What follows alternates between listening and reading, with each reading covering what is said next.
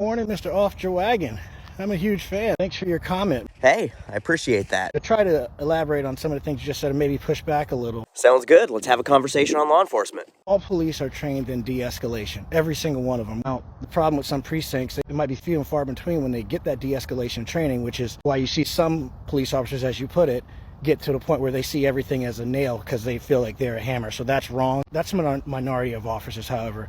Most officers are good and doing the right thing. It's the minority few that are out there doing the wrong thing. Right here, I don't know what your definition of trained is. And that's really the problem, is there isn't one, because as you said, every precinct does it differently. So we don't have any baseline or consistency. And despite whatever training they may receive in de-escalation, they get far more conflicting training and culture that is very much teaching them to be a hammer. Now, the statistical fact is that being a cop is really not that dangerous, especially if we only consider felonious deaths, where people are actively trying to harm them. Because the reality is that most cops who are killed in the line of duty are killed because they themselves just suck at driving, not because somebody's shooting at them. Yet go look at any cop and their squad car, and what do you see? Full fucking battle rattle. Hell, change the color of the uniform and they'd look right at home in Afghanistan. Got the vest, got the belt with the billy club, got the Glock 22 on the hip with 16 rounds in it, but heaven forbid you run out, so you got a couple extra magazines. Then in the squad, you'll usually find an AR and a pistol grip Mossberg pump. I mean, it's damn near a full-blown Call of Duty loadout. And then they're trained to use all this hardware, usually not very well. But I'm gonna go ahead and bet that it's probably more extensive than the PowerPoint presentation that they're getting on de-escalation or whatever the fuck most of these precincts are doing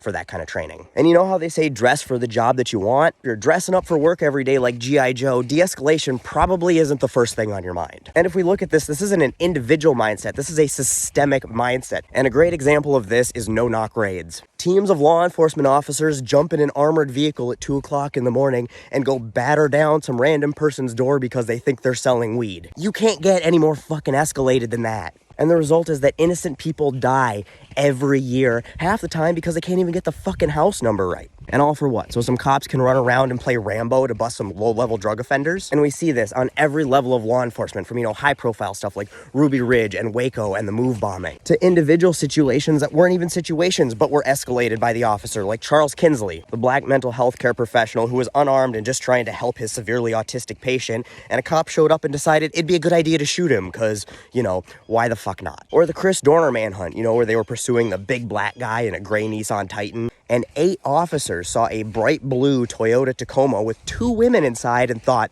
close enough, and then decided to unload hundreds of rounds into a truck that didn't even remotely resemble what they were looking for. And then 25 minutes later, a completely separate group of officers in the same fucking manhunt did the exact same fucking thing with a Honda Ridgeline. It wasn't one person acting inappropriately. It was separate groups of officers escalating a situation that was never a situation into something where they fired hundreds of rounds of ammunition into vehicles that didn't even remotely resemble the description of what they were looking for. And then there's situations like the Miramar Parkway shootout, where again, multiple cops from numerous departments decided that the best course of action to catch some jewelry robbers with a hostage was to have an Old West style shootout on a busy highway and use civilian cars with civilians still inside them as cover. And as a result, 2 innocent people died because a bunch of cops from a bunch of different departments decided that the appropriate escalation of force was shootout at the OK Corral. Improper escalation of force is sewn into the fiber of law enforcement. And that's why we see these tragedies over and over and over again.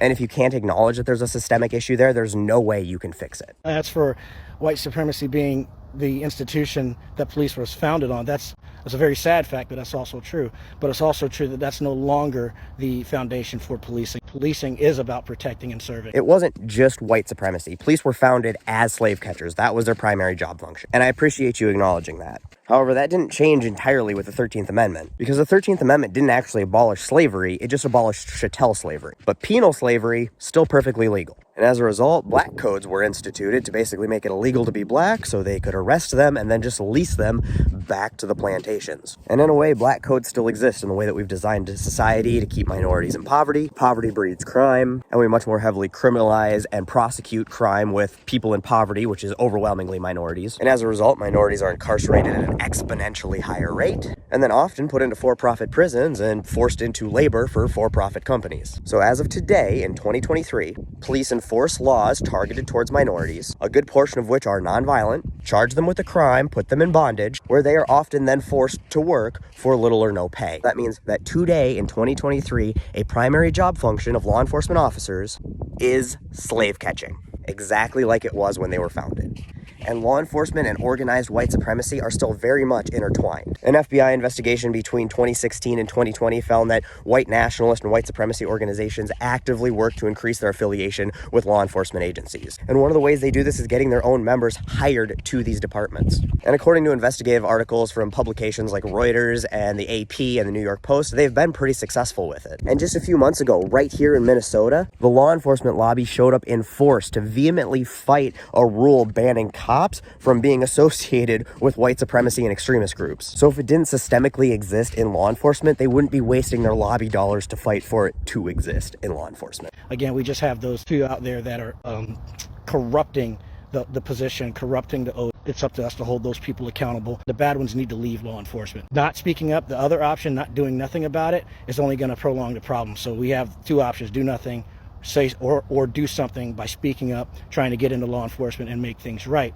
And now accountability and cops holding cops accountable. That's a ridiculous premise, and I don't even mean that in a rude way. Holding your peers accountable in any situation is difficult. Like, it's hard to hold our friends and our family accountable. And now police are in a situation where they work with these people every day, their fellow law enforcement officers and the prosecutors and the judges, and we all want our peers to have our backs if we ever fuck up, which makes it really hard to hold your peers accountable when they fuck up, just in general. And we see this with the gross lack of accountability. The Dorner manhunt is a great example. Hundreds of rounds shot at innocent people. Nobody was held accountable, except for the taxpayers who had to pay the lawsuit settlements for the cops who should be sitting in prison right now. In fact, it seems like to get any accountability, a cop needs to literally murder somebody by kneeling on their neck in broad daylight with multiple people filming them and their two fellow officers standing there doing nothing. And even in situations like that, a lot of the law enforcement community rallies around and not holding that officer accountable. It's baked into the system. Law enforcement lobby and unions fight accountability tooth and nail to the point where it's almost laughable. When Ford introduced a system called telematics in their cop cars that let officers, superiors know when they were driving like assholes and not wearing their seatbelts, police lobby and union publicly opposed it. Because heaven forbid, cops are held accountable to the same driving standards that the rest of us are. And what happens when the good cops actually do try to hold their peers accountable? You get situations like Donna Jane Watts, who was harassed, humiliated, and threatened for holding a cop accountable for reckless driving. So much so that she quit the Florida Highway Patrol. Or you get situations like Frank Serpico, where your fellow officers literally try to get you killed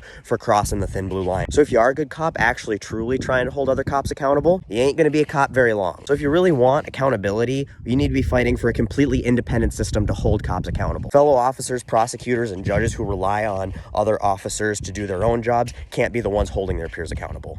And then kind of like doctors have malpractice insurance, we need something like liability insurance that all cops are required to carry to be employed. That way, even if we can't trust judicial systems to hold them accountable, you can damn well trust that insurance companies will, because you can always trust them to do what's best for their bottom line. Lastly, thank you for the work you're doing, Off Your Wagon. I appreciate the comment. I tagged you in the video for a reason, because I think you're outstanding. I think you're doing great work. I appreciate the conversation and the discourse. I appreciate you being respectful. And this video is not meant to be disrespectful to you in any way, shape, or form. So I'm sorry if some things come across snarky.